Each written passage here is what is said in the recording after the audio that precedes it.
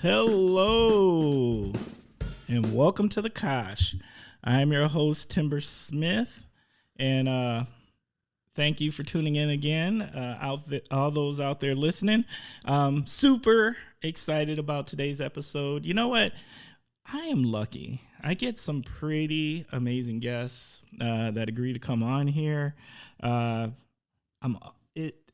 It's always the promise that is going to be a good time. And this week's guest is Paul Van Auken. Paul, how are you doing over there? I'm doing great. Glad to be here. I am glad you are here too. You ready to jump in? Yes, let's do it. Let's do it. All right. Can you please share a little something about yourself and what is your connection to the Kosh?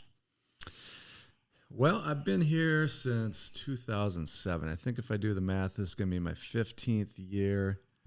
I came here to teach at UWO, and we moved in to the Central City a couple weeks before school started that first year in 2007.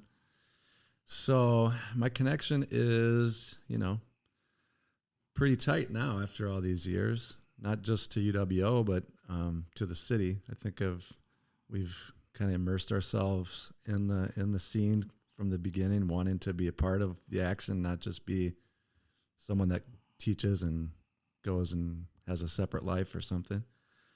So we've got my wife and I have a couple daughters that now have grown up here, or growing up way too fast. I know that feeling. Yeah. All of a sudden I have a 9th grader at Oshkosh North. Bruh. Exactly. That's the part that's mind-blowing, and I'm sure all parents out there can relate to that, but then a 5th grader. So, ooh, you got a middle schooler?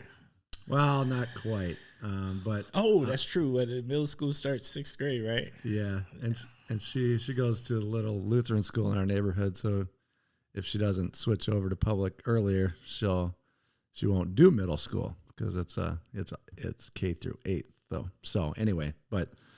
all of a sudden getting taller, getting double digits. It's kind of mind blowing. Oh yeah. Yeah, they grow fast. They start creeping up on you. I never liked it when the daughter would roll up on me and like give you that chin check to let you know, like she might surpass you. Yeah, like they look forward to looking down on you. Exactly. And my wife's dealing with that already with our 9th grader, that they're at eye level, which I think it's impressive. It's not problematic for me. I don't think they're going to catch me. So you feel safe, huh? Yeah. I felt safe, but then there was a minute where I almost didn't feel safe, and then it slowed down. I was like, all right, I'm good. I'm not going to have to look up to her. So yeah, I feel you on that. You said that you teach. What do you teach?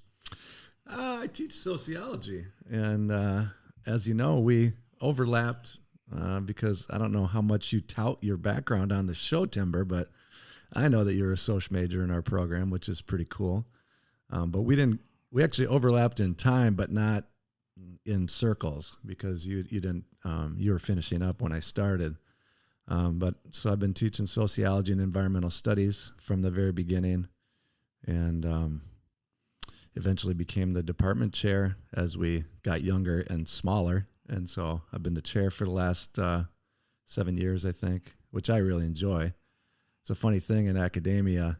I don't know if anyone has watched the Netflix show The Chair, which it's a pretty good show. It's about, I won't go all into it, but the premise is that it's sort of like a Harvard-type college, and the chair of the English department for the first time is a woman of color.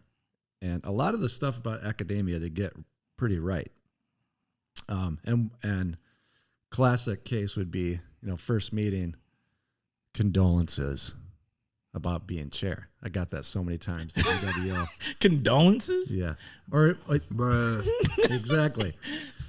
And it usually actually it's more like congratulations, or should I say condolences? I find that really annoying. I was excited to become the chair actually, because I believe in the department and wanted to do well, and it's a challenging time. So it's kind of exciting to be able to strategically try to figure out how to make a little department like sociology survive. So anyway, it's been a fun part of the job in the last few years. Well, I'll tell you what, I want to give a big fat shout out to sociology at UW Oshkosh. Yes, I am definitely a product of that program. I got a lot of love from that program, minus maybe one individual, but other than that, every other educator that was there was really about trying to help me figure the things out and make it happen. And I like to think that I am doing the program proud. So it's important to me because this like I know this. Everybody's always like, so what are you gonna do with that sociology degree? Mm-hmm. Well, guess what I'm doing with mine? No, I'm just and I'm just saying, if you understand how people function in their environments, if you understand diversity, you can work anywhere and you can kind of do anything. Those are the skills that you can't necessarily teach. You can teach Microsoft Office. You can't teach how to relate to people, diverse people. Yeah, and I think you sort of embody the pitch that I give to students when I teach one of our required classes that has a career development component to it, which is, when you're a sociology major, you're not coming out with a certification in Word, or you're not coming out with an accounting degree with obvious job directions. You're not coming out as a nurse. Nothing wrong with those majors or anything like that. But you're coming out with a set of skills that will help you advance. And all of a sudden, it didn't happen all of a sudden, but you find yourself as the director of inclusion and diversity for City Appleton. It's like, yeah, that's what you do when you get it. You move up. You become a mover and shaker. That's what we love to see. There's definitely sets of skills in individuals, and I particularly really appreciated the nurturing approach to the individuals that the professors that were there at my time. Mm-hmm. They were good. They were a good set of people. That's great. All right. You ready for the first segment? Sure. Okay. First segment. What in the world is going on with? That is where you start the phrase "What in the world is going on with," and you tell us what's on your mind. So, what's on your mind? Football. Now that's maybe a weird one, but that is what came to mind. There's so many things I could say. There's so many things going on. Right. But that was the one that came to mind for two reasons. Should I tell you? Yeah, I want to know. Hey, not do I just want to know. The Kosh listeners want to know. I'm a big sports fan. I probably spend too much time wasting time on sports, but it's nice to have a distraction, something else to do, Now, on the one hand, yesterday was the biggest. I'm from Iowa originally, and it was the biggest day probably in the Iowa State football rivalry. Both these teams in the top 10 in college football, which is kind of amazing.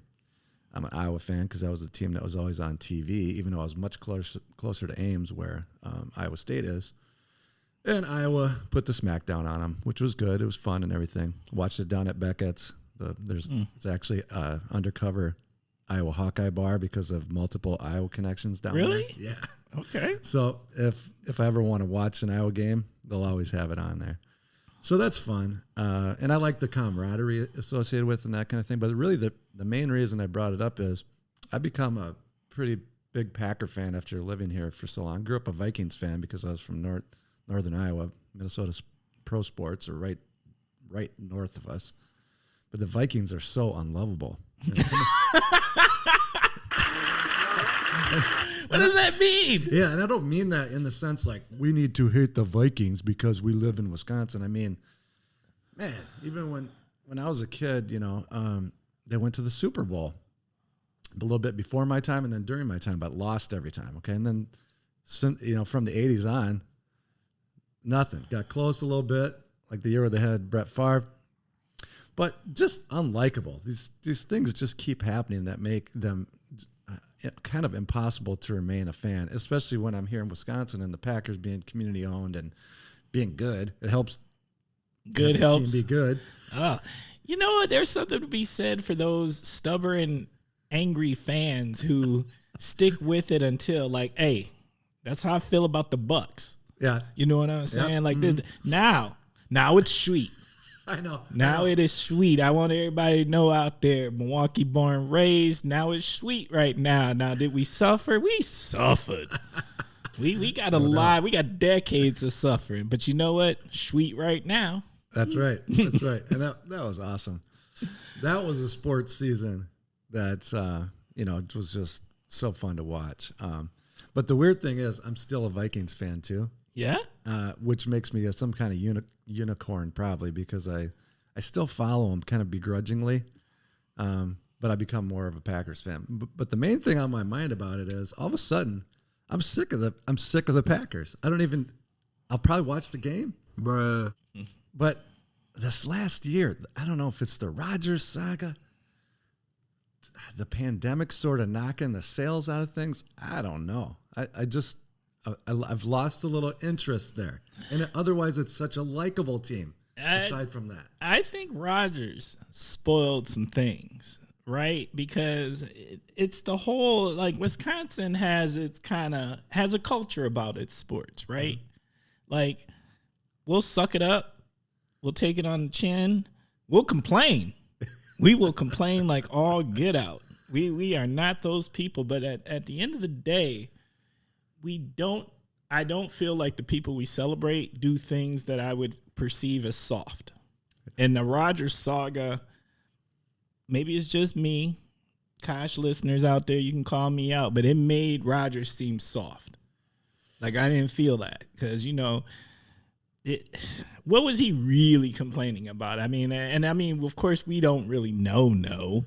Yeah, that's the thing. But maybe it's egregious, but at the end of the day, it seemed like the Packers were ready to bend over backwards to just give you whatever you wanted. Yeah. And you were just like, nah, bro. Yeah, it's puzzling. And like I said, I waste too much time on it. But I haven't invested much time or thought into the Packers lately. But I don't know where to point the finger. Something went wrong there, and it soured things.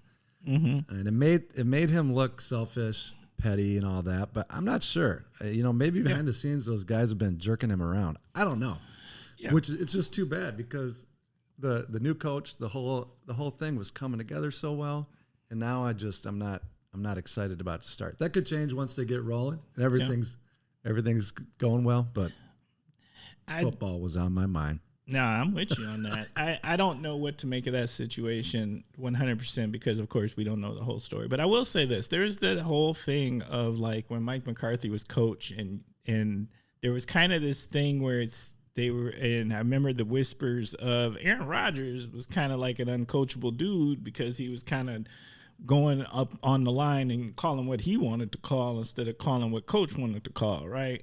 And so does that play into, you start taking these rumors. I'll call them rumors because we all know. We don't truly know. We're making assumptions as fans. Yeah. We're sideline on ESPN. Yeah. And, you hear that, and then you put that with this, whatever happened this past off season, and then you're kind of thinking, what's up with my man? Yeah. But that's also the reason I always liked him because, and what's interesting about that, you talk about Wisconsin sports fans and stuff, it's always been a little bit like, I'm not quite sure about this guy, but that's kind of why I liked him because he's not a knucklehead,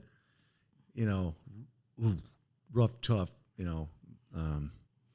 kind of one of those stereotypical meathead type athletes. I'm saying stereotypical. Right. He comes across as a different breed of cat. He's smart. He reads. He is a different kind of cat. He's kind of progressive. These are things that I think for some Packers fans have always been like, well, he's good, but when stuff starts to hit the fan, I'm gonna be done with him. So that's not what I'm saying. I'm not necessarily done with him. I'm just the whole situation soured me on him, and now I don't know. Maybe he was always just sort of an aloof, arrogant dude. I don't know. We'll see what happens. We'll see what happens this season. Yep. Look, all is forgiven with championships. I know. So, if he go on and win a Super Bowl, then this will all be irrelevant. Yeah, exactly. But it's the first game of the year today as we're talking, so that's what came to mind. Okay, that's fair. All right, what in the world is going on with people complaining about this $100 that they are giving people who get vaccinated? And this is why I say that. Look, I get it. It seems weird that you would have to put that kind of, I don't know what else to call it other than a bribe. Put that kind of bribe out there. But what I do think is this. I'd rather give the $100 for the vaccination than pay the tens, if not hundreds of thousands of dollars in unpaid health care for those people who may get sick and don't have insurance, and then it ends up getting covered by the taxpayer. Yeah. So $100, thousands, maybe even hundreds of thousands of dollars. You tell me. I think we pay the $100 and invest on the front end, then pay tens, if not hundreds of thousands on the back end. That's just my thought process, because people don't think, I don't know if the people are truly thinking about the fact that if you get sick, and not everybody's getting sick, and you end up in that hospital, there's nothing cheap about that hospital stay. Right. And if you ain't got the right kind of insurance, and there's many of us out there who don't, many of us aren't lucky enough to have an all-encompassing healthcare plan. If you're spending a month in the hospital with a ventilator in you, that's probably $100,000. I don't know that for sure, y'all. I'm just saying, but there's no way that it's not tens and tens and tens of thousands of dollars. Not to mention, there's no room for people, and you could be taking a spot that somebody that has some kind of pre-existing serious condition needs that spot. Yeah, that's another thing. So that's my soapbox pitch. $100 on the front end to prevent tens, if not hundreds of $1,000s on the back end. Quit whining. That's what I want to say to y'all. Quit whining. That little $100 out there, and it's probably not even state tax money. It's probably federal money. Mm-hmm. Quit whining. That's how I feel about it. Yeah, it's an investment. I mean, if you're whining about that, chances are good you're against. You have certain ideas about the whole thing. I have no problem. I have no problem against people who have their apprehension about it. Yeah, that's right. Natural. But and if you don't want to, I'm okay with that too. But don't whine about them finding ways for others to get on board. Get out the way. And the experience has shown that a little monetary incentive actually works. It can be helpful in getting people who are apprehensive to do it. Here's what I'm going to say. I actually worked. The reason I picked this is I worked a clinic yesterday, a pop-up clinic, and I helped. It was part of the Hispanic Heritage Month, and I went, and it was amazing. It was just amazing, and I've seen some of these where not that many individuals show up and participate, right. But in this case, you knew who were coming. It was people bringing their children, those children that could, because they're trying to take care of these things, and they want the kids to go to school. They want kids to stay in school. Yeah. And it was what I would say personally a success, because I'm not saying it was this crazy crowd of people or anything like this, but it was enough people that it gave me pause, and I was like, this is awesome. Yeah, this is awesome. And I'm glad that there's some progress being made on that front. Mm-hmm. So, all right. Next segment, word associations. All right. First word Food. Tacos. Facts. Bruh. I'm telling you right now, why is tacos the greatest food on earth? I just feel tacos are it. I say tacos and I smile. Yeah, no doubt. Yeah. No doubt. What kind of favorite taco? What's your favorite taco? What's your favorite taco place? I need both. You know, I think I don't know if I have a favorite place per se. I think getting a taco from a taco truck, an authentic taco truck, is kind of where it's at. I guess my favorite taco is probably the one, if I can determine the one that is the most authentic, and that's a little bit, that can be sort of a rabbit hole. What makes something authentic or whatever. Right. But the ones that the vendor or the restaurant owner, the ones that they really like, that's what I want to try.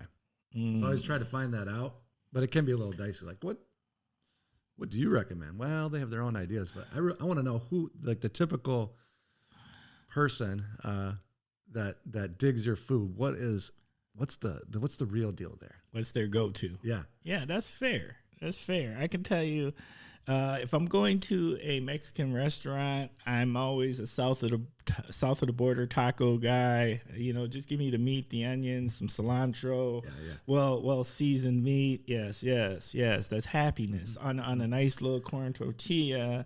But you know what else I like? I like going to places when they've got, you know, that different kind of taco. That's something a little bit, you know. So last week, I went to this place called the Jerk Joint in Appleton, and they had,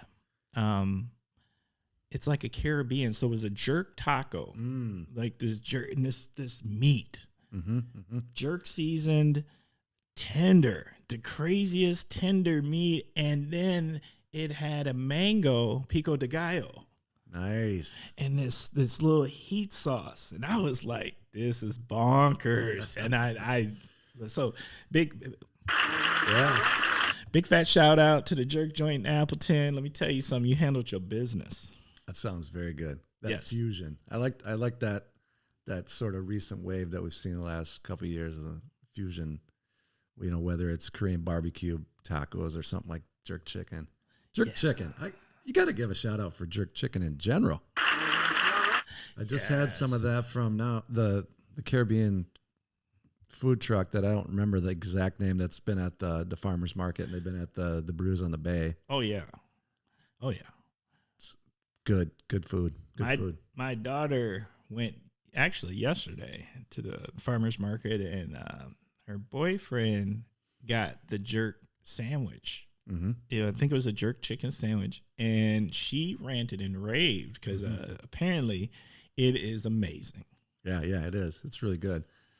I think the best chicken I've ever had was jerk chicken the one time I went to Jamaica from a roadside place where we had a driver that took us from the airport to the place we were staying. And he took us to, this was not a touristy kind of place. I mean, maybe he takes tourists there like us, but this was ramshackle side of the road place, like somebody grilling basically next to the road.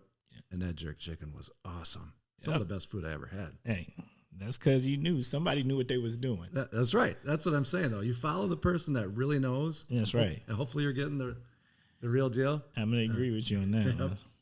Okay. Cocktail or beer?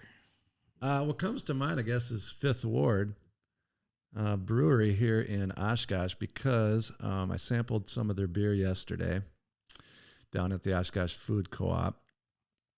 And I know they made a special Sesquicentennial Ale for UWO's birthday party today. I have never gone there yet. You should go. It's fun. It's a nice. They've got a good vibe there. You know. I've heard amazing things about it, but I'm gonna be honest with you. There's one reason I don't go, and that's because I'm not really a beer drinker. I drink cocktails, and I heard they ain't got no cocktails, so therefore, I feel like it ain't made for me. Well, maybe they'll hear this and maybe they have some pitch for you. I don't know what that pitch would be, but I'm sure they'd like to get you down there. Well, you know what? If there's ever a timber brew that comes about or the Kosh brew that comes about, I'd be all about it. And yes, I would come celebrate that. And hey, if you're out there listening from Fifth Ward, I'd love to have you on as guests. Zach and Ian. Yep. Yeah, and these are, you know the story though. They're two pretty young UWO grads that started it. I've read an article or two. Yeah.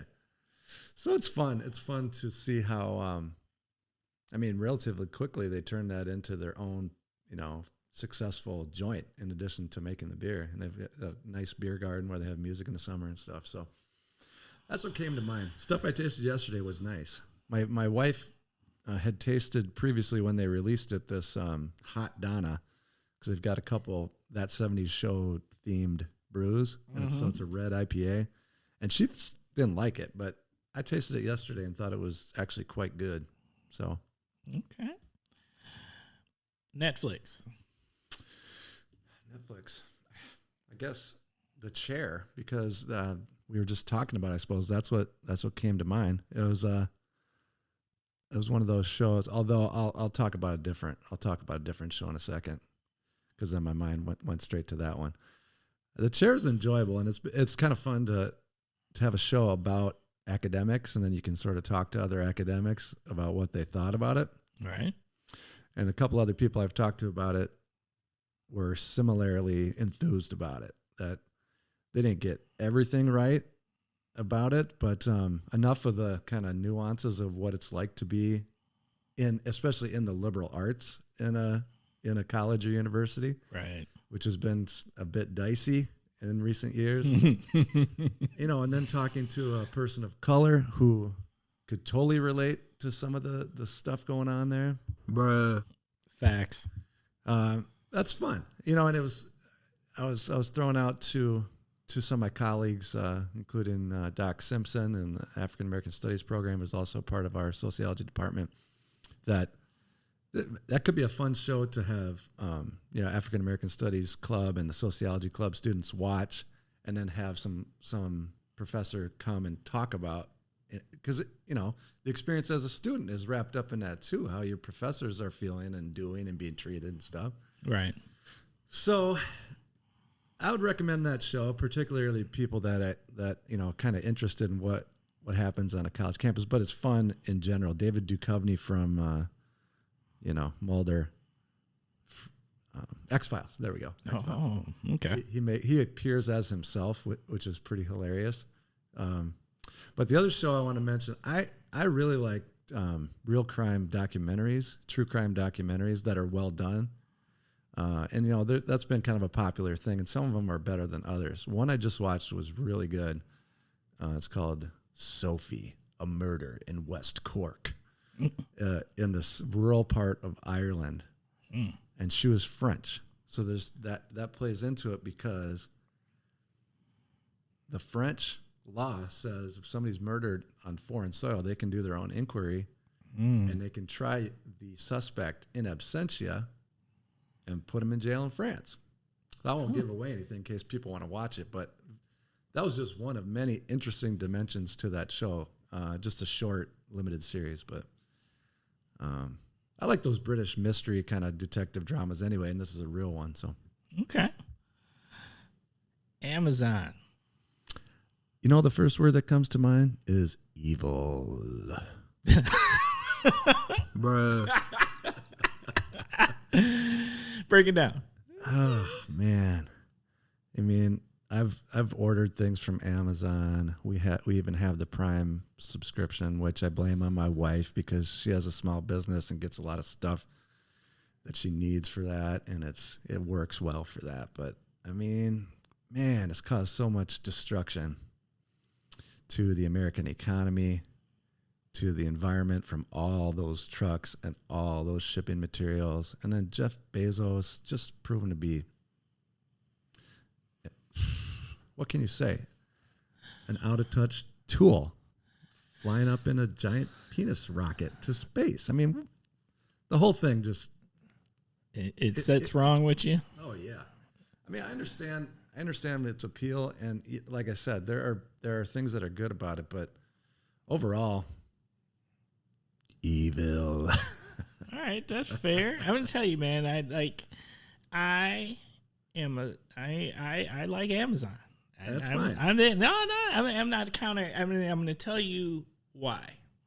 Let's hear it. Amazon is the most equal opportunity shopping experience there is.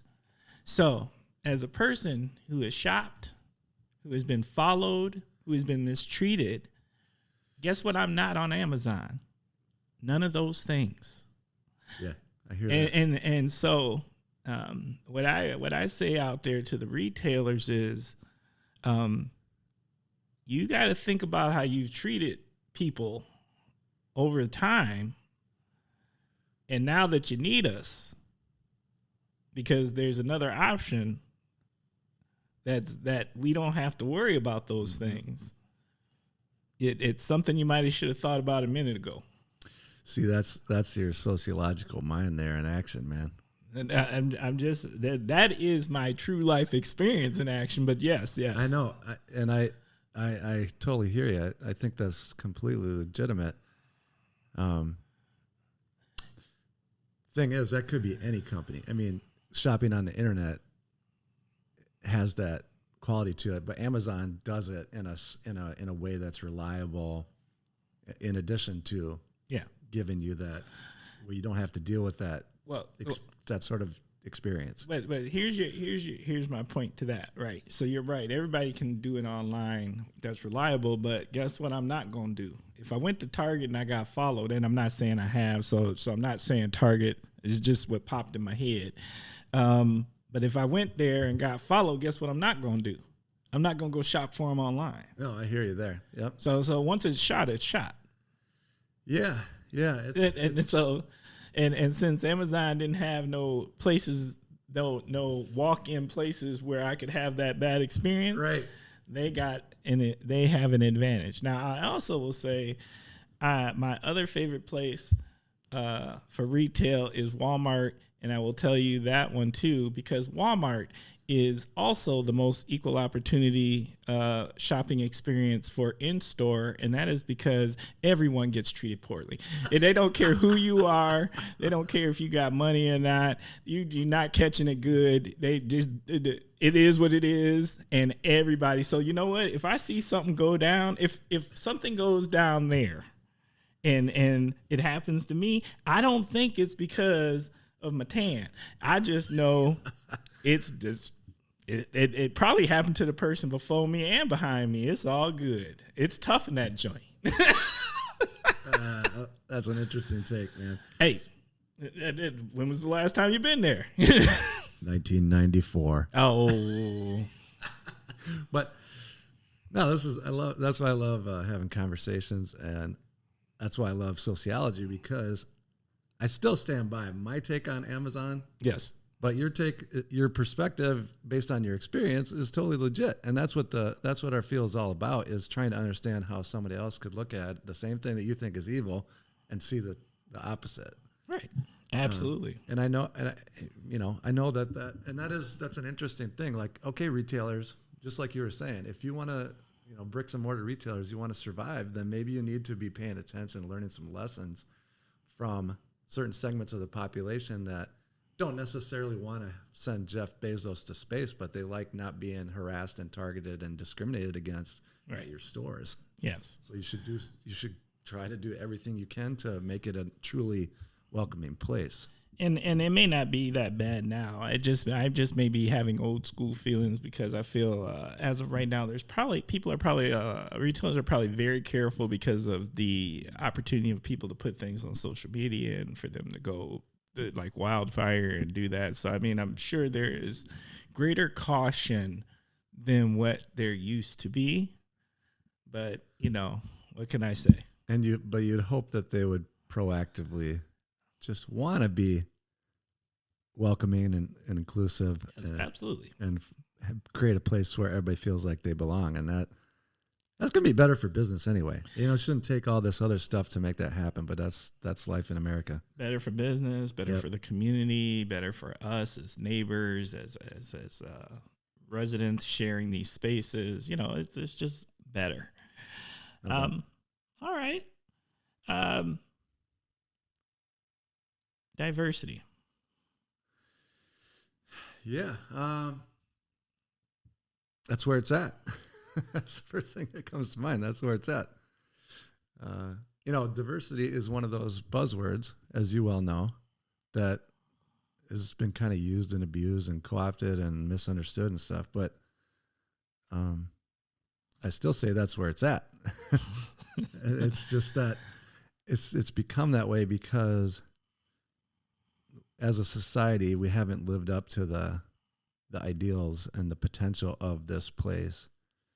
So it's had to be pushed as an agenda, which isn't good for people really on either side of it. If you're afraid of diversity, feel like somebody's trying to shove it down your throat. Mm-hmm. If you're into it, it's not good either because it's like it's contrived and forced. That doesn't help that much either. But true, appreciation, celebration of diversity and just to diverse people, interactions, perspectives. That's what makes human life, interesting and rewarding, fun, meaningful. That's my take on it. We'll touch on it later, at least from my perspective.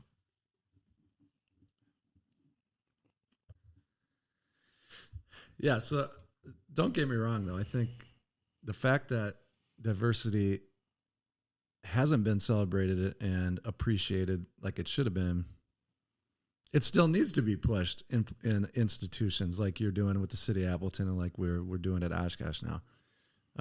Because otherwise the status quo will revert to the status quo, and the status quo is one in which, the majority group dominates and other experiences and people and voices and such are pushed to the sideline. So we need that until we reach what did Stevie Wonder say? Higher ground. I think it's bigger than that right at this point. I think right now, to be perfectly honest, I think there is an economic we have to do this. We have to come to terms with diversity and inclusion because of the economics of it, right? There's a lot of stuff that we justify through the government and what are we going to do because what's good for business, right? Shoot, business even got to be labeled an individual, so it had rights, right, for our voting and stuff, right? Well, I need your bruh button. Oh, Bruh. and so the way I look at it is like this. Right now, there's this thing that since the 80s and 90s, we have been told that when these baby boomers retire, we ain't gonna have enough workers. Right. And so we sat here and right now we got a bunch of people complaining about how there's not enough workers, but they're thinking it's because of this $300 for the unemployment. Yeah. Right. But they were telling you back in the 80s and 90s that this was happening. And guess where we're at right now? We're at the point in which those baby boomers have started retiring. Mm-hmm. And the pandemic has only made them retire quicker. Mm-hmm. So we have a shortage of individuals. And what that means is we either find a way to fill these spots. And what we may have to do, or what we're going to have to do, is we're going to have to fill these spots with the individuals that were not necessarily getting the opportunities prior. Mm-hmm. Mm-hmm. And there was an organization I worked for. I ain't gonna say who that was, but there was an organization I worked for, and there was a point in time where there was 2,000 less constituents of a certain type, where they realized that there's this shortfall of these 2,000 individuals who would normally sit in these seats that we need to keep functioning. Mm-hmm. And then they go back and look at the trends, and they realized, oh, this trend has been trending downward. And these 2,000 seats were white individuals. Mm-hmm.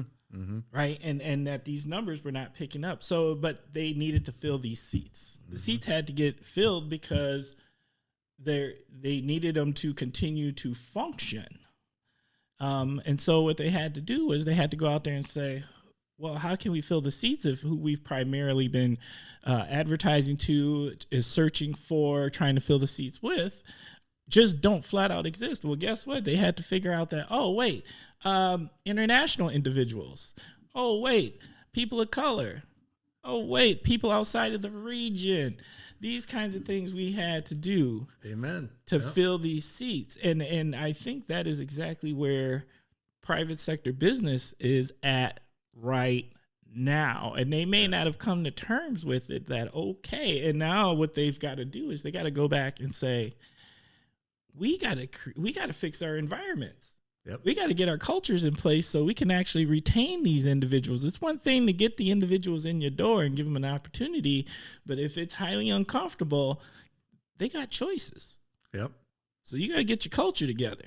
So if somebody want to hang out there for a minute and actually stay and give you their quality, this other insight, this other point of view to help the business grow, to maybe give you a new constituency to cater to or to sell to. New products even. Correct.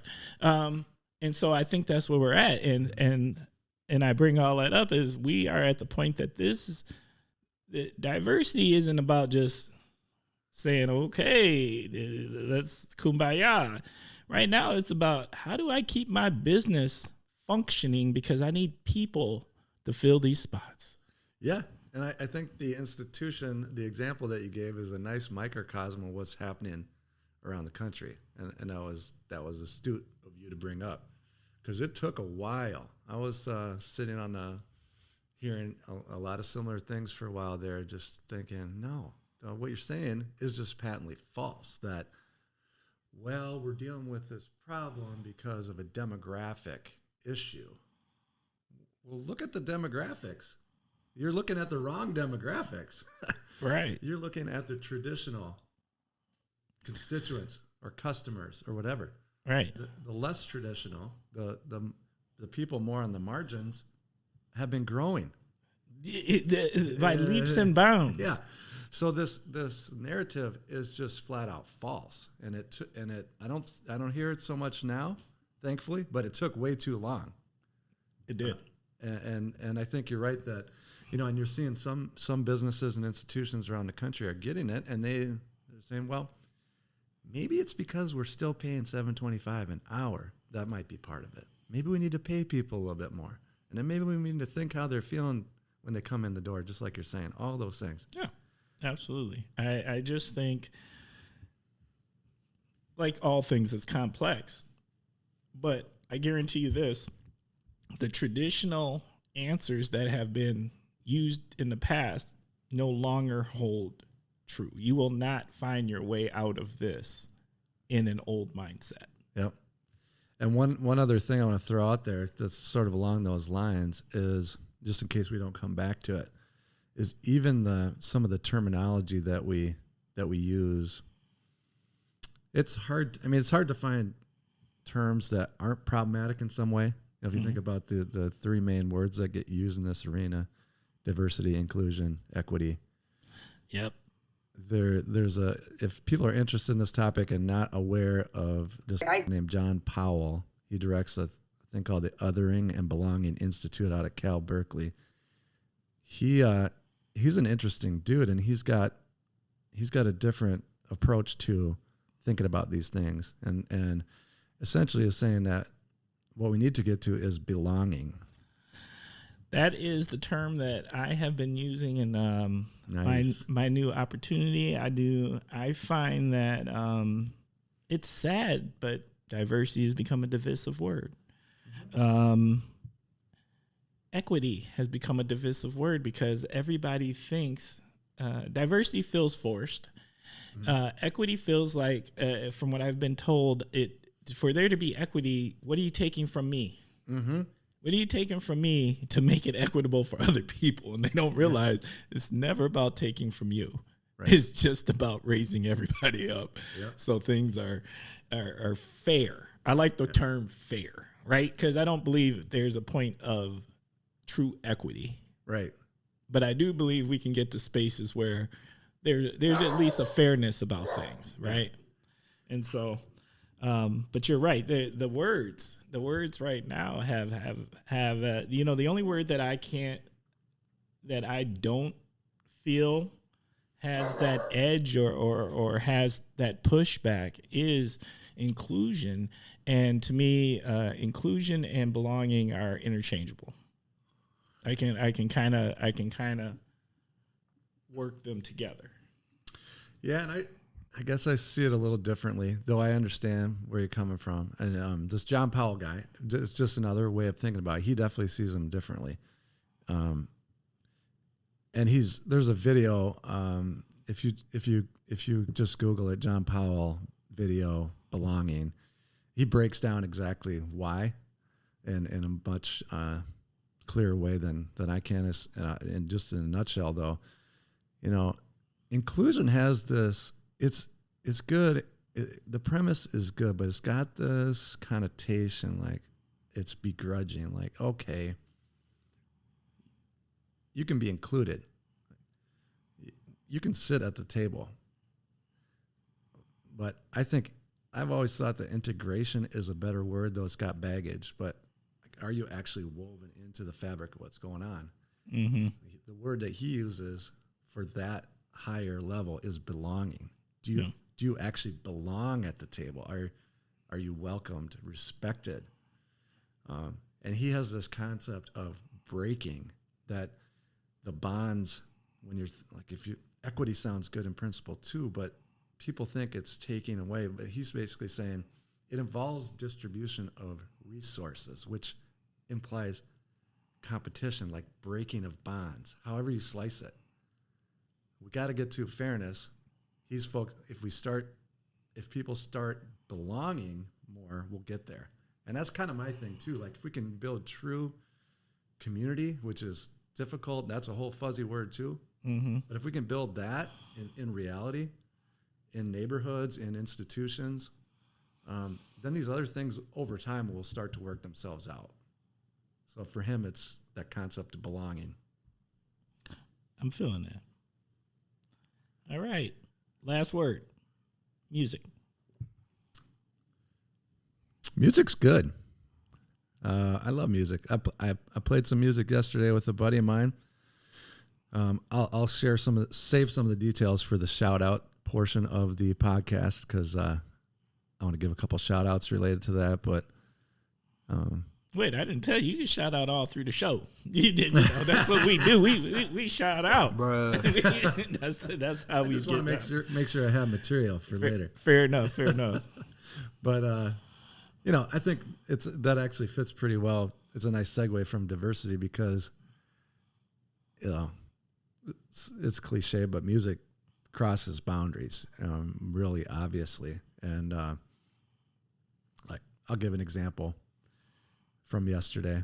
My buddy Joe and I, Stumble Brothers, we play cover songs, and it's for fun and entertainment. So we were the entertainment for the Oshkosh Food Co-op's grand opening party yesterday. You start playing, and there was a relatively diverse group of people outside in the festivities, and immediately we're playing some song that a lot of people would, I don't know what song, but a lot of people would probably find it, cheesy. I don't know, not the very cutting edge song. People started dancing though right away. Black people, white people dancing together back there. What? Let me guess. Were you doing Al Green? No, I'm just playing. That's what I'm saying. Though it would have made more sense if we were doing something. No, it's like I can't remember what song it was. Probably some acoustic version of a '90s rock song is a lot of what we do. Okay. So there was that. People, it doesn't matter. There's a little groove going on there. People start moving and they're interacting with each other. It's beautiful. Like I said, it's going to sound a little cliche, but the best though was this. There's this boy. I don't know how old he was. I'm not sure what his race or ethnicity was. But the bigger point is his age. I think he was probably like 8 years old, and he was just watching us. Maybe he was 9, 10. I don't know. He was watching us really intently, and there weren't that many people out there. We get done with the song. Who's clapping and cheering? This kid. He's clearly into it. He comes and sits right behind us later, and he just says, "It's like one of the best things I ever heard. I really like your music."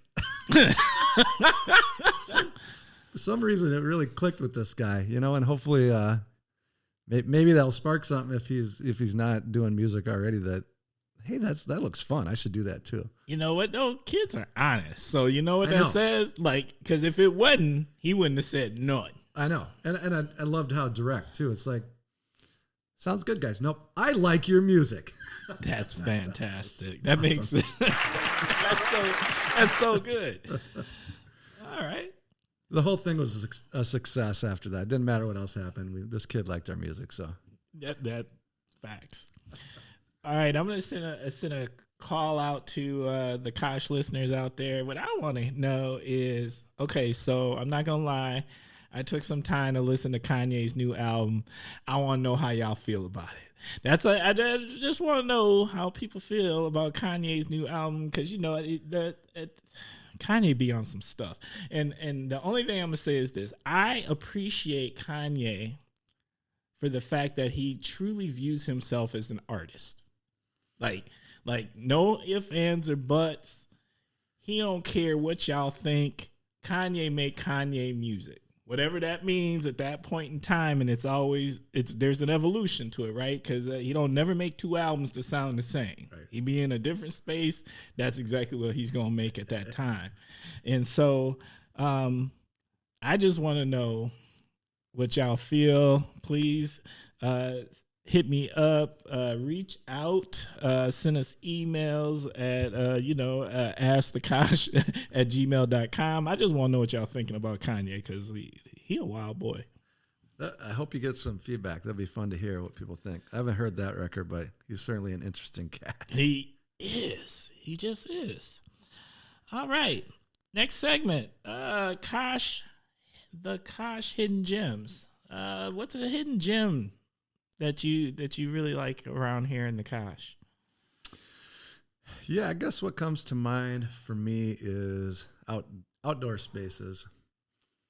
And I think there are some places that I really like that maybe other people, not that many other people would go to. But I guess it also depends on whether you disc golf or not, because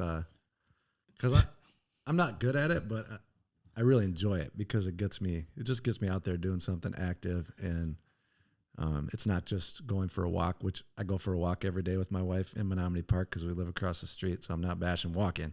I'm just saying it's something different. Right. And, compared to some places, we don't have awesome, top-notch disc golf courses in Oshkosh. The Appleton area's got some that are better because they have more geographical advantages, or geological ones, I guess. Hills. All right. Trees, hills. All right, fair. Things like that. But the two that we have in town still have their spots that are really cool and unique. So at County Park, I wrote a story about this for Oshkosh Independent, which is now defunct, sadly. And I don't even think you can find the story on the internet now. I really had fun writing that story too. I went and interviewed the county park director, and then I kind of talked about the history of the course and stuff. But what's been cool to see is evolution of that course over time. Because when I first came, it had a lot of holes, but there wasn't a lot of interest there, that like physical interest to the place. I don't need challenge. I'm not talking about that. If anybody's a disc golfer out there, I'm not talking about like I need more challenge. No, I'm not very good. Like I said, it's just it wasn't an interesting space to walk through really, and that's really changed.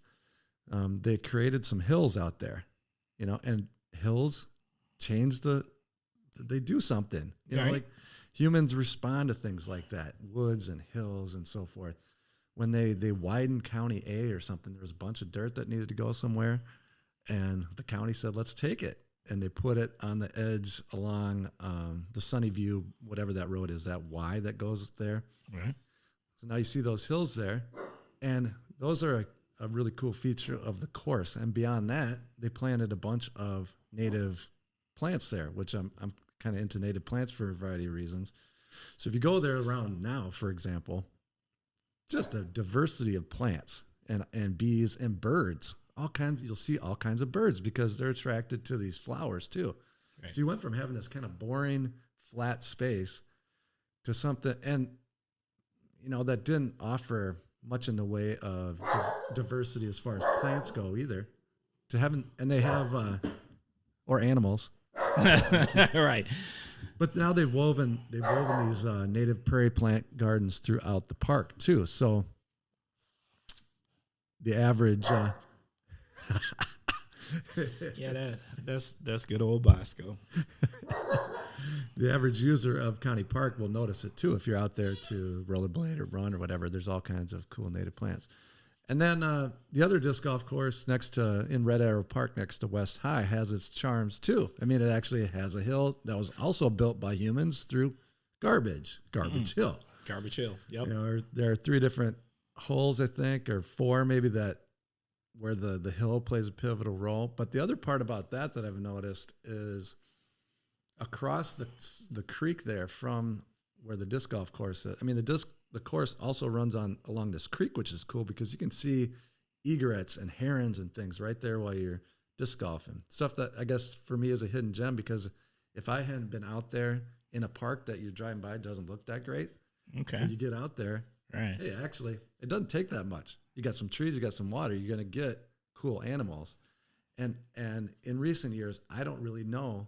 This is a hidden gem that I don't even know how it came about, but it's part of whatever the assisted living or that complex is over there. Evergreen, maybe. They have apartments sitting along there. Mm. But it seems like it's public space, and there's a lot of nice trees and plants and stuff are in there now too. And one day I'm disc golfing there right in the city, and there's a deer over there, which isn't that surprising, but it just tells you that, again, you just have to have these little pockets of nature and cool things happen. So that's the kind of stuff that I look for in Oshkosh. And there are more. I could go on and on about hidden gems like that. What I'd like to see us do is to try to proactively create more of those spaces, sort of like that example from County Park. Like when we're doing downtown development along the river, this has not happened yet, and I'm waiting for it to, where some developer that's going to put in, and maybe it's going to be this company that did the Brio building where the co-op is going to set aside part of that space to create a little pocket of nature intermingled with, because what you have now is just trees. It's like totally too man-made kind of thing. It's okay. Fine, but it doesn't necessarily do those other unique things like we've seen in other places. Okay. So that's what I got for that. Well, the next segment that I was gonna go to was, what does the Kosh need? But you might have covered that. Is there something? hey, bruh. So is there something else that the Kosh might need, or do you want to leave it at that? I think more of that, little pockets of nature, and kind of going along with that, I guess, would be more connected bike trails that get people around town and off the streets, so they don't get hit by cars and killed by them. I got hit by a car once. I obviously didn't get killed, but I got plopped onto my head. Thankfully, I was wearing a helmet. I was on the way to teach sociology of the modern city, the class I'm teaching right now. I got T-boned by a car. Ooh. That ooh. What did he say? He claimed, bruh. Yeah, it was a bright sunny day in the morning, and he claimed that he couldn't. What was it? He couldn't see well. I don't know, but I was like, I'd just been on his hood, and then he sees me on his hood and panics, slams on the brakes. I go flying off the hood onto my head. He's freaking out. That's fine. Okay, I'm not dead. But then he tries to give me these excuses, and I was like that kid. No, Truth is, you didn't stop. I could see it out of the corner of my eye. You didn't stop, so shut up. That's what you're You didn't stop. And you know what? People don't pay attention to pedestrians and bicyclists enough. So, I think there have been some good changes, like with Jackson Street, making that that's probably a polarizing topic, but making that a turn-only lane in the middle, slowing things down. We need more of that and more dedicated spaces for bicyclists. I think if you asked me this question 5 years ago, the first thing that would have come to mind would probably be more businesses owned by people of color, which we still need. But there's been progress in that regard. I've seen some good evolution in terms of people of color owning businesses, and then just kind of being more naturally woven into what's happening when you go around town. So that's been a good thing to see. Oh yeah. Well, I don't know. I guess my point of view might be different because I've been woven about this town for about 30 years. So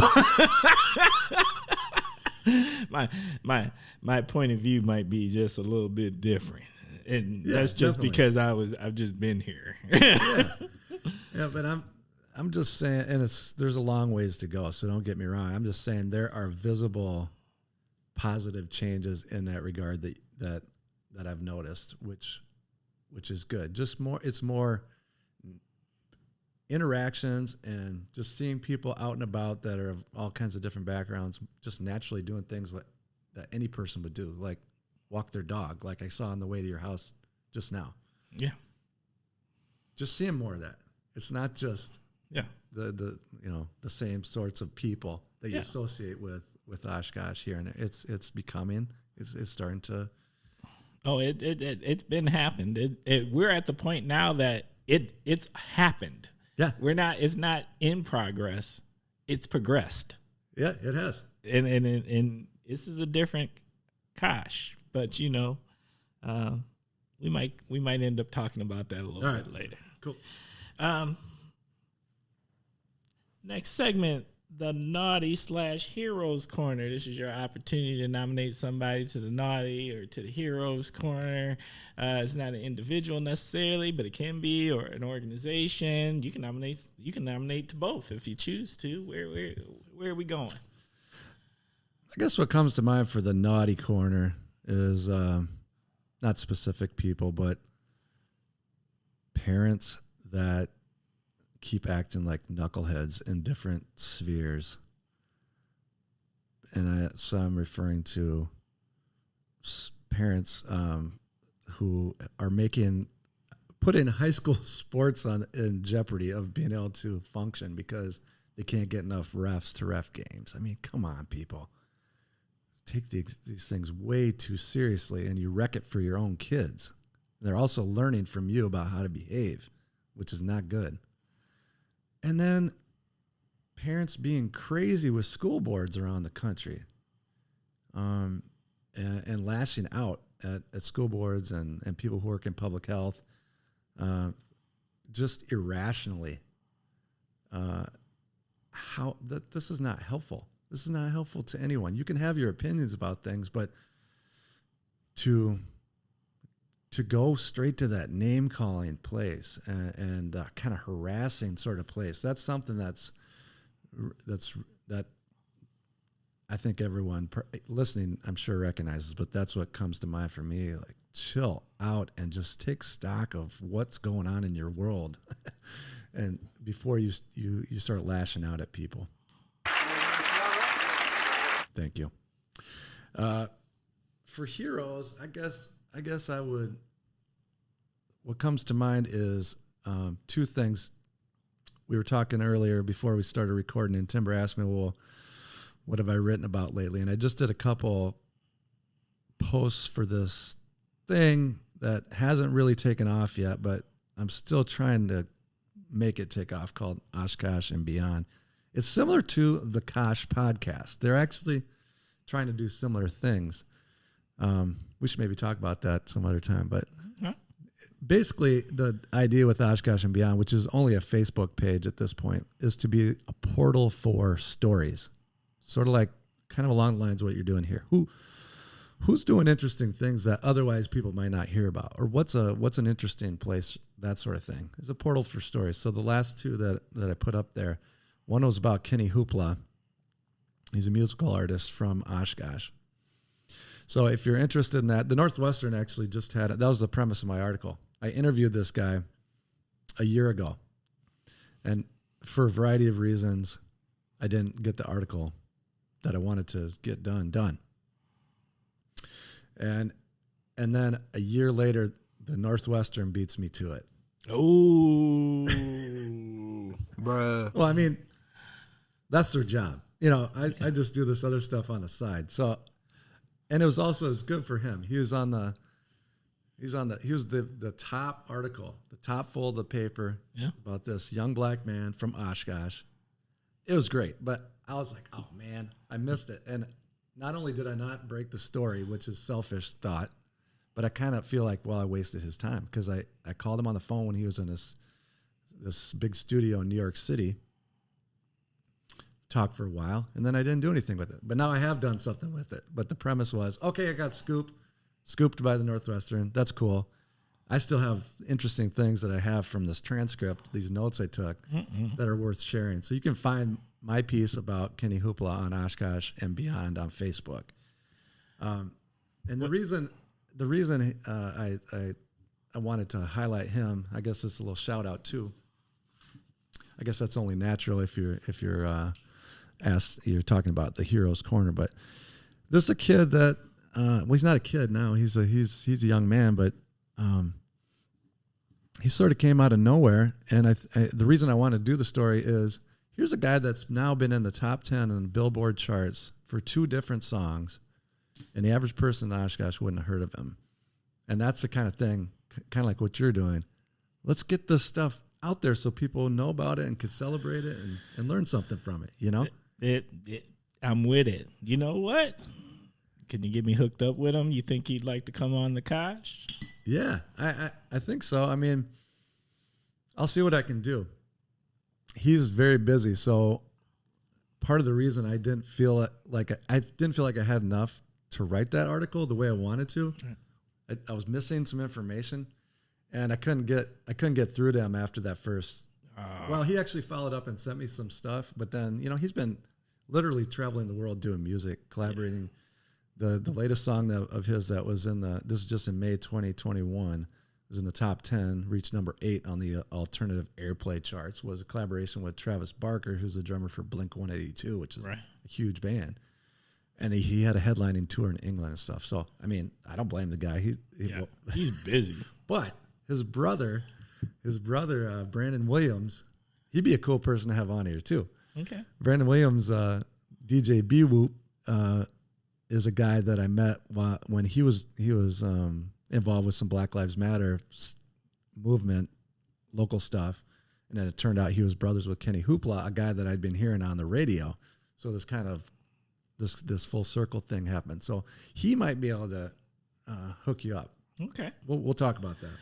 All right. And the other one, just real quick, was about this Afghan resettlement process that's going on. So I think there are a lot of angles that you could take to say somebody's a hero, but the specific person that I focused on in this other piece on Oshkosh and beyond, I think you could consider him a hero. He's a very interesting guy, an Afghan person who came here on a SIV, a special immigrant visa, these people that there's this other status that I'd never heard of. This the parolee. Yeah, that whole thing. That's for people that don't yet have the SIV, and maybe they won't get it, But he had it because he served as an interpreter with the U.S. for 6.5 years. Wow.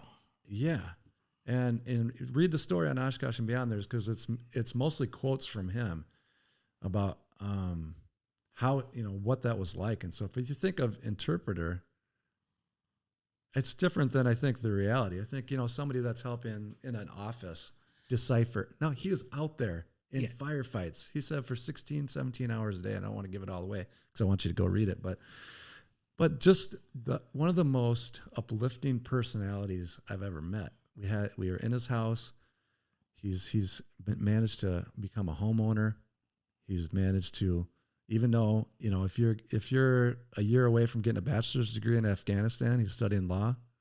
Are they going to count that and let you transfer into a place like UWO or Lawrence and say, okay, sure?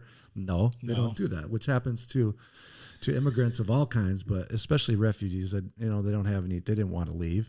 And we don't need to get into what's a refugee versus SIV and all that, but no, they did give him some credit at the tech though. And he finished his associates. And then the last I talked to him, he was starting work on a bachelor's degree. And, but he said every single second of every day he's thinking about his parents and siblings back home. And this was long before this Taliban takeover. Just imagine what's going on with him and people like him now. Right. Where their people are in limbo and they may be having a hard time figuring out where they are and stuff. So I'd give a shout out to a guy that we're calling Jawad. That's not his real name, but just an amazing person. So here's what I'm going to tell for the Kosh listeners. What we're going to do is we're going to make sure that we're going to get links for these stories that Paul is talking about, and we'll be able to connect you through them through the information of the podcast. Sounds good. All right. Okay. We are at that time. It is time for the topic of the week. As you know, the guest always picks the topic of the week. And this week's topic of the week is Modern Family. Modern Family. All right. I'm not going to lie. I had something to do with this this time, but when I asked Paul how he felt about it and I explained it to him, he was like, "Oh, I like that. Mm-hmm. That works." All right. So, all right. Modern Family. Let's go.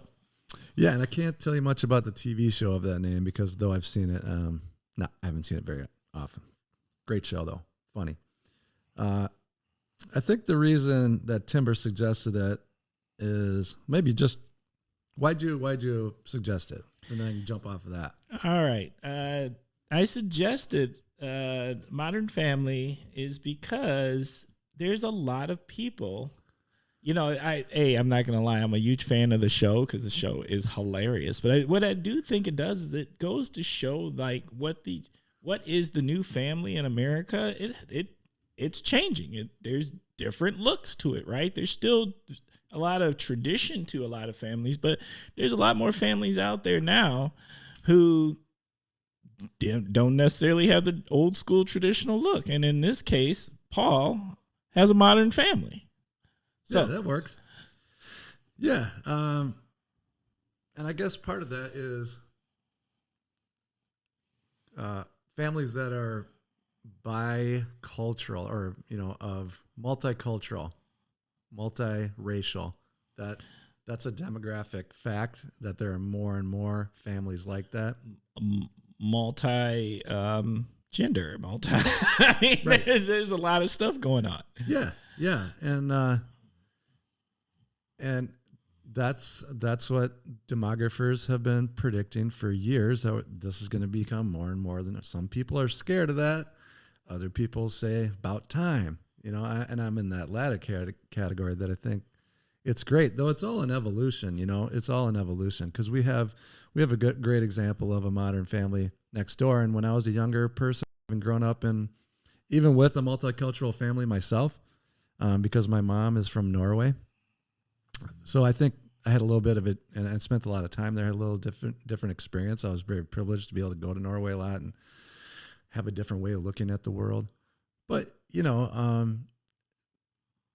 back when I was younger, I probably would have been scared by some elements of, because it was different, to be a homosexual person and to be in the LGBTQ community back in this rural town that I'm from back in those days was undercover. I can't think of anybody that was out back then. Now I have an awesome newish neighbors who are in the LGBTQ community with a wonderful son who is he just brings so much joy to the neighborhood, really.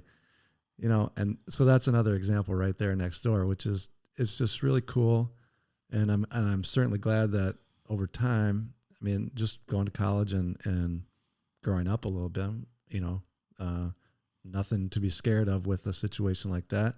And you know, my hope as an educator is that students, if they're coming from a similar situation where they haven't had a lot of interaction with diverse people, different types of families, or people from different racial, ethnic categories, or gender identity or sexual orientation categories, that they can have that spark and have that start to open up, and then that'll hopefully lead them to have their own personal interactions where, like, why was I worried about that? That was dumb.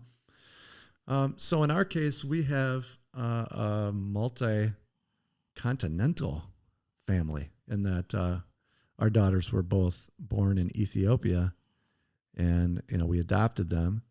And that's been an amazing thing, challenging, but, you know, life-changing, amazing experience. You know, so we've got two white people and two people that would identify as black in our family, but their situation's unique because they're growing up with white parents. They're actually originally from a very different part of the world with a very different, really interesting culture, you know, and so that there's a lot of stuff wrapped up in that makes it particularly interesting, and it can be challenging, though. You know, our girls they're resilient and cool, and they just sort of, they roll with it, and they get it. They understand what's going on. It's not always easy, but they make it relatively easy to be parents in a different sort of situation in our little modern family. What is now? You know, I have a modern family myself, so this topic is near and dear, and I know a lot of people and I love this term, modern family, because I think it's fitting, right? I think it's the best description of the diversity that's happening in family nowadays, right? Yeah, it's modernized. It's today. Right? Yeah, I could see that. It's just sort of straightforward. It's not saying, it's not laden with it's just the fact. That's just a fact. There are more and more families that are different in all kinds of different ways. Right. So, you know, and I think it sounds like you would probably say something similar, that it's awesome. I mean, it makes life interesting, and it's just that's our life. It's not like we set out to create some interesting, challenging life. It's just that's the path life took us. Yes, but we're happy it did. Correct. It makes for an interesting life. So definitely has its interesting things that have happened, and continue to happen. But I do think it gives us. In my case, my family, my wife, my daughter, we get a lot of different perspectives. We get to see a lot of things, and a lot of, you know, and me personally, I think it gives you the opportunity sometimes to sit at tables that you might not have normally gotten to sit at. Mm-hmm. And sometimes when you're sitting at those tables, there's some truths that come out that you didn't know that's what is said at those tables. Or that's how people feel at those tables. And so, and then it also gives you the opportunity sometimes to show the humanity of it all. Mm-hmm. And that family's family. The cultures can be different, but the greater purpose is common. Yeah. And that the differences in the big picture may be personally big, but societally small. Yeah. I like that. Yeah, I think that's a really interesting way to think about it too, that you get to sit at different tables. And, you know, for you, that might look different than the way that looks for me. but yeah, it does.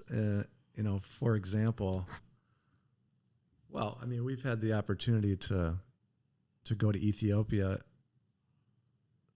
several times now over the years, related to the adoption process, but once as a whole unit to go back on vacation and to go back to where, where the girls are originally from and so forth. Just deep, mind-blowing stuff, but also just fun vacation stuff on the same trip. But, man, just experiences that are really, really super cool that I think Ethiopians, just with this example, are really welcoming to strangers and generous people. So I think most people could go there and have experiences like this. But on the other hand, because we have these Ethiopian kids, there's another level to it because the people around you then gravitate to those kids. So that's been really interesting, But for example, just because this pops into mind, this example of the Ethiopians being generous. That if you're just a white person like me traveling in Ethiopia, you might have a similar experience. We were heading over there to meet our older daughter for the first time, but we were doing a little bit of traveling in the northern part of the country first. Which now that it'd be hard to travel there because there's been basically a civil war happening in the last year or two, which is very sad. There are a lot of different ethnic groups and cultures that within the country is not monolithic in any way. So, but there is this spirit of generosity, I think, that transcends all those divisions there in Ethiopia too. So we're at this place in the city called Lalibela, and you kind of think about some of the stuff we were talking about before, like who gets included and who gets left out of things like the wonders of the world, right? These, right. I would challenge. It'd be interesting to hear if any of your listeners have ever heard of the stone churches of Lalibela in Ethiopia. These are churches. I want to say there's something like 13 of them that are carved out of granite, solid granite. Like, Bruh. in, I think, the 1300s.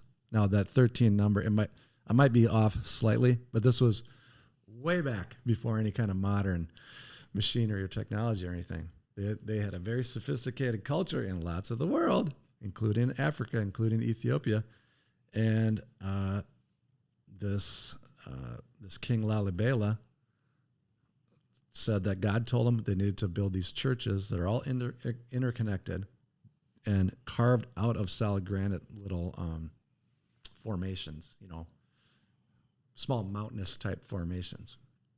And they're amazing. How did they do it? It's mind-boggling how they could possibly have done it. That's about all I'm going to say about it. But we were there. We were staying at this hotel nearby, and I think we were the only people staying at the hotel. And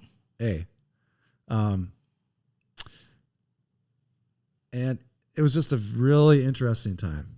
It was a kind of a bustling small village, but I couldn't believe it. Sitting out on the balcony, I'm try to cut this short to get to the point, but sitting out on the veranda after we got settled in, and it was like a loud buzz. But like if you're in Chicago or Milwaukee or something, there's a buzz of the city. Right. But that buzz is going to be car noise, all, machinery noise. Right. There, this buzz was of people walking and talking, donkeys braying, birds singing. It was amazing. Like nothing modern machinery oriented, cars or anything. So that was something. We're sitting out there just kind of blowing my mind. And then all of a sudden we hear this call. Hello. Come have coffee. I invite you. We look down, and it's this young lady who I come to find out is 17 or 18. She's finished in high school. And cynical American training, you're like, what do they want? We are tainted as Americans. I know. And the first thought is, well, tourists come there and they interact with them for some purpose. Nope. She'd never seen a tourist before, never seen a white person before. Oh. She was just carrying out hospitality, Ethiopian style. A teenage girl. And she says, come over for coffee. And we're like, us? Yeah, you, come on. So we went over there, and she's got this 2-room house that she shares with her family. But she's the one that does it all. Her parents weren't there or anything. They were off working or whatever. And all of a sudden, all these other kids come in from the neighborhood. But she goes into a back room, comes out with the traditional clothes for the area. Each group has traditional clothes, this beautiful dress. Okay. And then she does this coffee ceremony. We sit there for like 2 hours. Doesn't want anything. Just wanted to invite us to coffee. So this is just an example of when I think if you just kind of go out of your comfort zone, these kind of things will happen. But our modern family sort of facilitated this interesting experience, and that's been really cool. And I think even here in the U.S., it's been neat how it's facilitated interactions with African Americans too that may not have happened because they see our kids and they want to ask how they're doing, and it just leads to cool interactions. If we're out in diverse spaces, that's how these things all kind of tie together. Yes. Yes. And the reason I said, about being invited to these tables is, and definitely not international, but I'm born and raised Milwaukee, right? And my wife is born and raised Kosh, right? And learning about the Kosh for what it not as a visitor, but truly what the Kosh is about. Its traditions, because it has them. Mm-hmm. There is a culture to Oshkosh, who the people are, and what their and work ethic, how they look at the world, and being invited in these spaces that I don't know if many people of color have gotten the opportunity to be in a very comfortable way, where I was not only welcome, but I was invited and asked back all the time, and maybe became part of the set, part of the group. Belonging. Yes, I and at this point, I've been around long enough that there's not a question in my mind. I belong here. And I don't think anybody else is questioning that either at this point. So, but I do. It was unique to learn, because I know there's others who haven't had that opportunity to get as close and being invited and have these conversations and even understand some of the whys. Mm-hmm. Yeah, and the hope would be that, like you said, Oshkosh has progressed, and hopefully that means that those doors will start opening more and more over time. That people will have the chance to meet and create relationships, and more people get invited to the table, just to feel like they belong. I think that is what's been lacking in Oshkosh, diversity wise, for a lot of the time that I've been here. From what I've gathered, is just that feeling like, yeah, I mean, maybe I'm tolerated, in 2010, but do I feel like I belong? I think many people would say no, and they probably still would, but there's hopefully more that are saying, no, I'm actually feeling welcomed. That's a big thing. That I think that when you're privileged to be in the majority group, whatever the setting is, you don't have to think about something so fundamental like, can I feel comfortable just being here, being who I am right now? Yeah. That's the thing that people don't think about, because they don't have to. Simple things like going out to eat and not catching the extra looks. Exactly. Just very simple, basic things. Same thing with going to have a libation somewhere. Just being able to go sit somewhere and not have the record go. Well, I don't even find that, but where individuals don't feel like they have to come and interview you to figure out why are you here, yeah. right? Because that's really what it amounts to is there's an interview process. Yeah. When people want to come and figure out, okay, so who are you? What do you do? Da, da, da, da, and all these other things instead of just being like having a drink like I'm having a drink. Yeah. And, for people like me, that is basically never an issue. The one kind of funny thing that comes to mind, because geographically it's close to where we both live.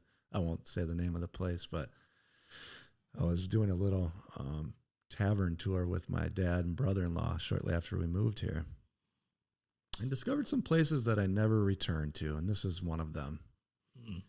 And this is as a white dude, but I also, I could see visible signs that people who weren't white would be explicitly not welcome there. I'm like, no, thank you. But it's so hilarious. We walk in the door, and the guy I presume to be the owner says, "What the F are you doing there?" But he said the actual F word. Get a beer. Said free pool in the window. But, the thing that a lot of white people don't understand is that a lot of people who aren't white have probably been dealing with that same basic thing. Maybe it's said through a look their whole lives. And that's what I try to get students to think of. This is new to them. Just imagine if that were your reality. Yeah, and that's why the fundamental concept in the field is sociological imagination. You have to imagine, because you can't experience it for yourself. But just try to think about what that would be like. Every place you go, somebody's giving you that look like, what the F are you doing here? And I'm going to eyeball you and follow you around a store or whatever. So hopefully over time there's less of that happening.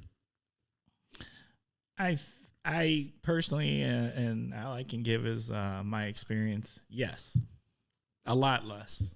And that's good. And I just think at this point, there's just been enough change, and whereas change is one of those things. I don't know if people think like, if I complain about it enough, it'll start to reverse itself or something. But now I think that there has been enough change that there is an understanding that there is nothing. The change will only continue to move forward. So I better find ways to work within it, to work with it, to understand it, to accept it. And maybe if not anything else, just not to per se verbally really fight it. Mm-hmm. Right? Where there's that true battle against it, where I'm like, I don't like it. I don't hear that as much. I don't hear that kind of thing very often at all. And maybe it's just who my circles are, or the way, or the tables I'm sitting at. But I don't feel that hardly at all anymore. It's kind of more like yep. It is what it is. Yep. It's changed. Yeah, and I think the thing is the subtle resistance, or the subtle lack of change, progress, is what will take longer. And that's my brain went back to the topic, modern family, and then I'm thinking about my kids. And I know from experience from the last couple of years that in the Oshkosh schools, for example, there's a long ways to go to where what's being put in place and carried out in the classroom and in the school buildings is geared towards making sure that everyone belongs there. And I could give lots of examples that have been quite frustrating as a parent of someone from a modern family, as a sociologist, as some dude that lives in Oshkosh. So, I mean, but it's sort of like you're saying, you got to keep plugging away at it until people start to realize that for us to do our jobs well, we have to like bump this up. So like you're saying with businesses, we want to survive. This has to bump further up on the priority list. I don't think we're there in words with the public school system in Oshkosh, but the actual change is going to take time. Well, especially if it remains sort of acknowledged but not really it can't addressed head on. Here's the thing. We're past that point.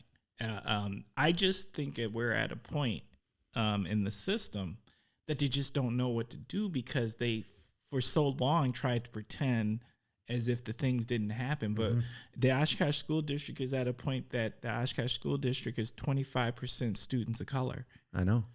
1 in 4. 1 in 4. So it's one of those things like sometimes you looking at it and you're looking at it and you realize change is happening, but then someone has to tell you, oh, this is how far it is. So I've noticed this has been happening, but I really didn't think anything about it. I've just been looking at it. And now you're telling me that our school district is 25% students of color. Didn't realize that we're actually going to have to do something to try to help with the acclimation and education and programming for these students, because now they're 1 in 4, and guess what? That number's not going down. No, you know what Appleton's is at right now? 36%. Yeah, I hear you. Like, and so it's here, so we have to figure it out. And guess what? The one thing about change, I'm big on this, is what people have to understand about change is there's 2 choices with change. You either partner with it or you succumb to it. Yeah. Because it will win in the end. So your choice is, if you fight against it, you'll never win. Change will happen regardless, and you'll be overcome by it. So your better bet is to figure out, how do we prepare and partner for the change ahead? Yeah, and I agree. The thing that I'm concerned about is what happens to the people that are suffering while those people are just going along with it, trying to catch up. I mean, what's happening to those students now that are getting an inferior education? I'm talking about all the students because the people that are shaping the whole environment of education are not they're not there yet. And it's complex. It's a system that's complex, but something's gotta. Yeah, but I think that give is happening. I think that give is happening because the students are saying, we got to change, because this is my friend. These are my neighbors. These are my people. And the students, I think, in a lot of ways, are saying, hey, I don't want to feel this way, as if my friend over here isn't getting the same, isn't invited to the same tables I am or the same experiences. I want them to sit next to me because that's my friend.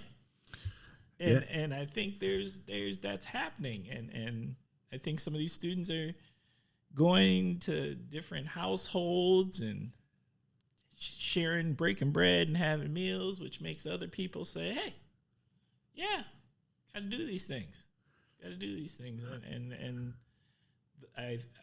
maybe I'm ignorant, but I think the pushback or the ability to ignore, and I won't even call it pushback because I don't even know if it's really pushback. I think it's trying to ignore more than pushback, but there's pushback too. They can't do it anymore because the change it's hit critical mass, right? Where you have to acknowledge it. 1 in 4. Bruh. Yep, you're right. And I think it is happening to an extent. But I also think that what's going on is that despite all that, there are certain things that people in the majority group don't see because they don't have to wrestle with it. And that's students, that's teachers, administrators, that's in the school system, that's at UWO too. So ways of talking about things to consider. Yeah, they're not against any progress per se. I mean, I think there probably still are some, but I think most people are for it. They just don't know what they don't know. I agree with that. I would agree with that 100%. And in the process, people are still getting slighted. People are still getting alienated. People are still falling through the cracks, even though 1 in 4. I mean, this should not be happening, but it still does, unfortunately. So we just have to keep. I think we just have to keep encouraging more direct action and awareness and keep pushing it. Because I was thinking about teaching at UWO and just a real quick story. This is a while ago now. It's probably 10 years ago. No, it was it was newer than that. But the point is, because I was chair, so I got this invitation to be part of a talk about teaching millennials. And I said, well, yep, we'll do it. Somebody asked us sociology. They're going to ask us to do something like on a panel. We'll do it. Then I hung up the phone. Like, okay, what do we do? Sociologists don't put all that much stock in these ideas that you can just generalize about generations very much.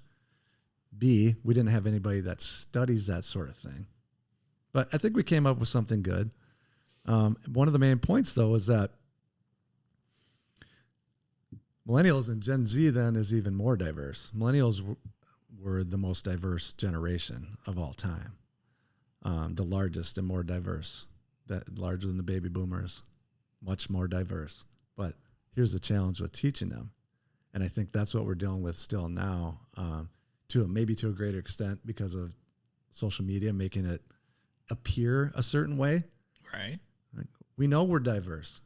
We are diverse because look, let me show you let me show you TikTok or look at this, what I'm looking at. Look at my contacts on social media or whatever.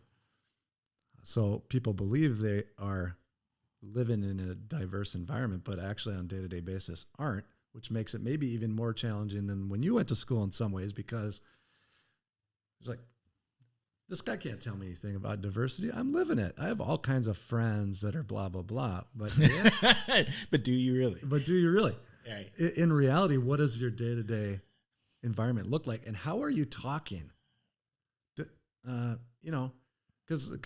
what I'm hearing is that we got lots, just as one example, at the middle school where my child went the last couple of years, all kinds of white kids saying the N-word all the time, according to her.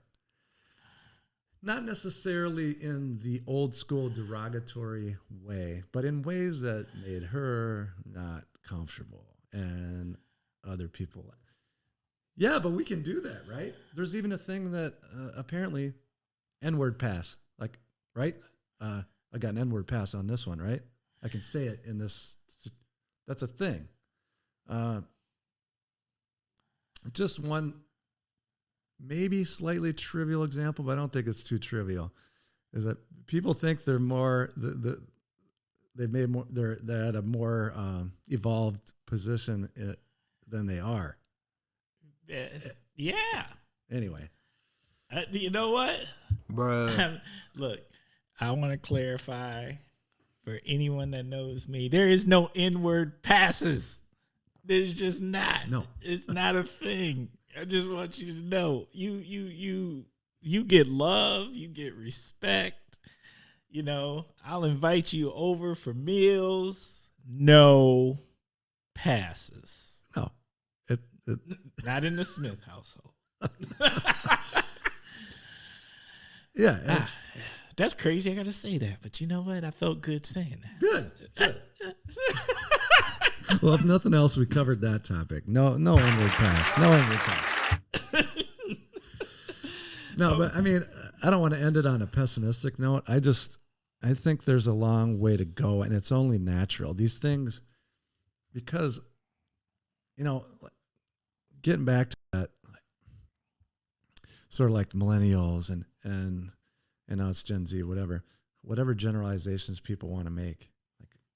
They're more diverse, more tolerant. The surveys say that's true. There's no doubt. But when my students were doing a film about the question, is Oshkosh still a sundown town? That's a whole, if you don't know what a sundown town is, look it up. I'll give a shout out right now to James Lowen, sociologist who just died. And he wrote a couple books that were really kind of earth shaking. One is Lies My Teacher Told Me. Look it up. If you haven't read it, every teacher should read this book. It would help a lot. And 2, Sundown Towns, A Hidden Dimension of American Racism, which mentions, it's about the country, but it mentions the Fox Valley numerous times throughout the book. So, James, why was I talking about James Lowen? Dang it, I lost my train of thought. Well, you started off giving him a shout out. Yeah. Yeah, and we were going down the path. I think you Okay, were... got it. Okay. Thank you. So I had my students, they were making a short film. I got to team teach this documentary filmmaking class with a radio TV film professor one time. It was so awesome. Troy Perkins, shout out to you, but he left and went to Texas, so shouldn't have done that, Troy. Anyway, the students interviewed a person who was a well-known politician in Oshkosh at the time, okay? He's on camera, and he's saying what a lot of people, I think, would say, which is, oh, there's a lot had grown up here, a middle-aged guy. A lot less direct racism and things like that. Sundown town. Oh, I haven't heard that term for a while. I was thinking, I'm guessing you've never heard that term because this is not something that's widely discussed. Hence, this book that was like half a foot thick about documenting this and so forth. But anyway, he says something that, again, I think a lot of people think, which is, oh, we're doing so much better. We just need the last of the racists to die off, basically. It sounds kind of dumb, but lots of people say that. They say it in my classroom regularly. But in sociology, we say, can that possibly be true? Here's a problem. How do people learn how to act in society? One of the fundamental things we do in sociology is a process called socialization, where the agents of socialization, primarily the people that raise you, but teachers, the media, your peers, they teach you how to act. Mm-hmm. So, okay. So there's less blatant racism. That is good. But what subtle things are people still perpetuating through stereotypes or things that they don't talk about or things that they misunderstand because of their own lack of interaction with people that are different, for example, that are getting directly taught to those kids, whether they're millennials or Gen Z? That's a problem. That means it's just going to take a lot longer than a lot of people would want to hope for these things to get rooted out and will they ever go away? I doubt it, but it's going to take a lot longer than a lot of people think. Ta-Nehisi Coates, when he came and spoke at Lawrence a couple years ago, if you haven't heard of him, you should read his book, Between the World and Me. It was a letter to his teenage son about how to survive as a black man in America. Best talk I ever saw at Lawrence. And one of the things he said, he's not a very optimistic person, very blunt. And people were saying, well, we're making progress and things like that. He's like, no, it took 400 years to get to this point. It's probably going to take about 400 years for it to get to a point where we're truly looking at something different, among other interesting things that he said. But we're never going to get there if we don't talk about these things honestly and try to deal with them head on. That's kind of my big point with it. Like, let's not pretend that, yes, I think it's great that 1 in 4 young people in Oshkosh are students of color. I think it's wonderful. But that doesn't mean that just because we have a critical mass that our problems are solved. We got to deal with them directly. Well, I'm not saying that's what you're saying either. Yeah. No, the problem isn't solved. What I think, what critical mass does, and I really do believe that the only way to solve the problem, the reason that the problem can't just die off, is because personally, my opinion is siloing. So it's really easy if we don't live together and everyone lives in neighborhoods that are all segregated out, and you don't have any diversity in your life, and you don't got any friends, or you don't break bread with it. And I don't mean that person you might work with. Right. One or two you say hello to every day or nothing like that. I don't mean any of those things. I mean somebody you truly know and talk to, kick it with, and break bread. My last one is always about, have you sat down and shared a meal together? Right. Where you've just, because I do think eating is the great equalizer. Good food is good food. and that's where, right. And that's where really you kind of figure out, oh yeah, we're kind of all the same, you know? Can I say something? Yeah. What are you asking for? I just want to say 100%. You should hit the clap button for yourself right there. Listen, I'm live clapping right here. Yeah. Because I couldn't agree more.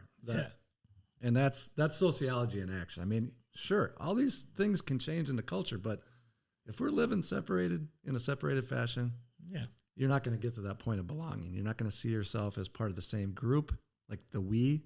Right. Your we is going to be really small. Well, we think this, or we're concerned about that. You start having meals with other people and actually living an integrated life. You're gonna get to that bigger we.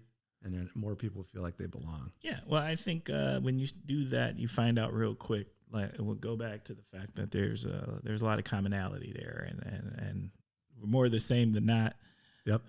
By far, we all got to pay these bills. I don't know nobody who likes taxes. Everybody likes a good food. Everybody wants a car that runs, a safe place for your family to be raised. I find that the basics, the fundamental basics of life here and in American society, I don't care who you are. I don't know many people that want something different. Mm-hmm.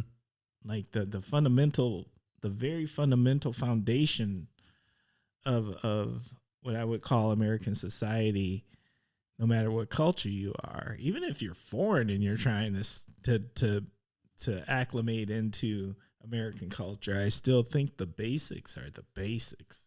Yeah. And I don't feel bad promoting it again because it's mainly profiling this Afghan guy that I was talking about, but look at the things that he focused on there. Getting a roof over his head that was stable and being safe, be able to provide for his family. And that's human beings. Not complicated. People, it's not complicated. It's just not complicated. All right. Anything else you want to say about the topic?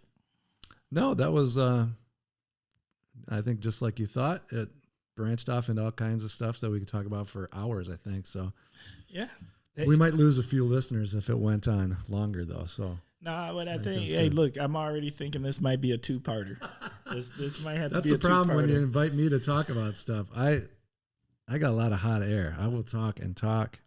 Hey, look, for better or worse. I don't know what else you're supposed to do on a podcast, so that makes you a good guest. All right, I'll take it. All right, it's that time. I just want to make sure, hey, Kosh listeners, thank you so much. But it's, we've covered some topics. We've touched sensitive things. If you have any questions, if you have any comments, if there's anything you want to know about, if there's any of the great books or opportunities to learn that Paul had mentioned that you're interested in, please do not hesitate to contact us at askthekosh@gmail.com. Once again, that is askthekosh at gmail.com. I want to hear from you. If you got anything you want to say to Paul, I will be happy to share with him. And if you want to know about, I will try to gather as many of the books that he mentioned and see if we can put some links inside of the podcast details. Sounds All good. right. All right. You know what time it is? It is shout out time. This is my favorite. This is my favorite thing about the podcast. You know what? Because shout outs make people happy. All right, Paul, who you shouting out? I got a few. Can I give you a few? Yeah, you can go. You can go for as long as you need to. All right, I'm gonna start with Timber and the Kosh podcast. I think people, share with your friends. This is good. This is somebody doing something they thought would be a good thing to do and enjoyable on their own. Is a grassroots success story, and I like it a lot. And I hope people will do appreciate it and will share it. So that's shout out number one. Shout out number two, UWO's Sesquicentennial, which I mentioned earlier. I'm going to go sample one of those Sesquicentennial ales later. Timber won't because he doesn't like beer, but wait a minute. I could be talked into it. You can twist my arm. all right, well, I'll I'll meet you there. It looks like it's not raining, but in any case, UWO. I think it's a pretty darn good place. It brought me here. My life's been better for it. It brought Timber to Oshkosh, I think. Yes, this is true. And we had the pleasure of crossing paths while both working for UWO. But I think it's moving in the right direction. Like a lot of the things we're talking about, I think UWO is moving in the right direction too. There's been some bumps in the road since I've been here and in recent years for sure. But what would this place be without that university? And it's touched a lot of lives and made this a richer environment, that's for sure. So being here right in the same spot in the heart of town since 1871, I sure hope that town-gown divide that's kind of very interesting, in some ways kind of bizarre, but in other ways very understandable because of the kind of working class manufacturing history of the place. I hope that's going away, though. I hope it's starting to dissolve because that's another one of those divisions that doesn't help things. I think, just real quick, I think the thing that helps it is that from being here and being part of the fabric of the Kosh, a lot of people's children go to UWO, and I think that changes dynamic. No doubt. And one thing that's so interesting about that, too, is with the 2010 census anyway, Oshkosh was the 10th most homegrown city in the whole country. I don't know if that's changed in the intervening 10 years because I don't think that information has been analyzed yet. But what a luxury to be in a place where you want to stay, and you can go to a pretty darn good university and get a decent job and stay here if you want to. That's amazing. Not a lot of people would love to be in that situation and not have to have their kids, like you're saying. They appreciate their kids sticking around. No doubt they do. And they might want them to go see more of the world, yeah, but who doesn't want their kids close by? And where I'm from, there happened to be a small college in my town. That's why I grew up there, and my parents taught there. But the brain drain is real, and this is a place that can do something about that, in part because it's got a great university right here. So that's the first one. Oshkosh Food Co-op. I was member number 3. I was the third person to plunk down the one-time $180 fee. Nice. To become a member owner. And now we've got 1,800 members 10 years later, and the store is open. Count me in. I'm one.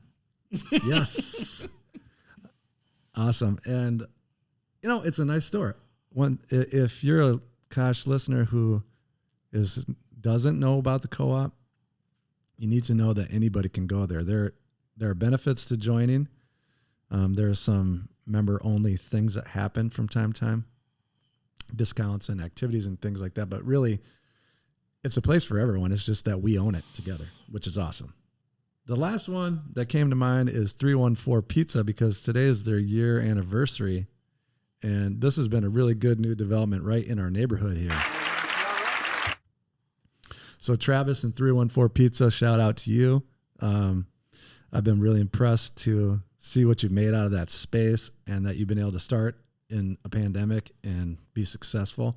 And I really enjoy being able to walk to a good pizza joint and have a beer and sit outside or whatever the case might be, and right in our east side neighborhood. So those are my shout outs, Timber. I'm with you. Travis, I was supposed to actually have Travis as a guest, and one time I canceled, the next time he canceled. So Travis, the invite's still there. Would love to have you on. We appreciate you. That pizza is amazing. Yeah. Like it's quality. Yeah. And I hear there's going to be all sorts of good stuff down the block today. So I hear there's some wings, some pulled pork, and I'm about that life. I'm going to go break bread with my neighbors here on the block of Otta Ave and Bowen Street. We're going to go make it happen today. All right. My shout out goes to the vaccine clinics. Thank you for the work that you are doing. Let's keep moving forward. And